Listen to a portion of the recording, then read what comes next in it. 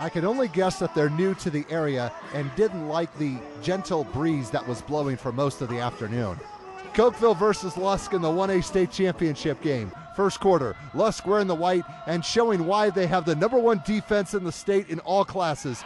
James Tykert just ran into a brick wall named Derek Vandebosch, and that play was going nowhere. Cokeville had the third best rushing attack in the state in all classes coming into this game. It was one of those games where we had to wait and see who was going to make the first mistake. Matthew Vandebosch hesitated on deciding whether to run or punt, and the Panthers made the choice for him. Mason Peterson brings him down inside the 10-yard line, and when you have that short of a field to work with, you better score. It took about 4 plays, and they eventually would. Jace Peterson will take the long way around. A lot of work for 3 yards, but it got 6 points. PAT no good, so the score was 6-0. The boys in black could play some D as well. Hunter Dockery will dodge the initial attack, but Coulter Vaywig will trip him up from behind for the sack. The score would stay at 6-0 after the first 12 minutes. Second quarter, the Tiger defense needed to make a play, and they would sink their claws into this one. Logan Lamar ended up being the one to force the fumble, and Zane Hladke would fall on it for the recovery at the enemy 39-yard line. A good place to set up shop, and now the offense needed to get to work. It was only proper that the sophomore that set this drive up would also be the one to finish. Dockery with a quick 7-yard strike to Lamar for the equalizer. 2-point try no good, so this game is tied up at 6 points apiece. Actually, that last play was rare because there were very few passes completed throughout this game. Dockery wants to go deep, but he threw into double coverage. Kenan Thompson gets the interception for the boys in black to preserve this 6-6 draw when both teams went into the locker room. Third quarter, again, both sides were waiting for the other to botch up. This time it was the special teams unit that made a play. Casey Brugger was bobbling the punt when he got hit. That's a fumble.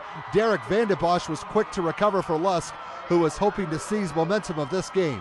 About 5 plays later, Dockery will call his own number and sneak the ball across the goal line. 2-point try no good, and that and the previous try would come back to haunt later.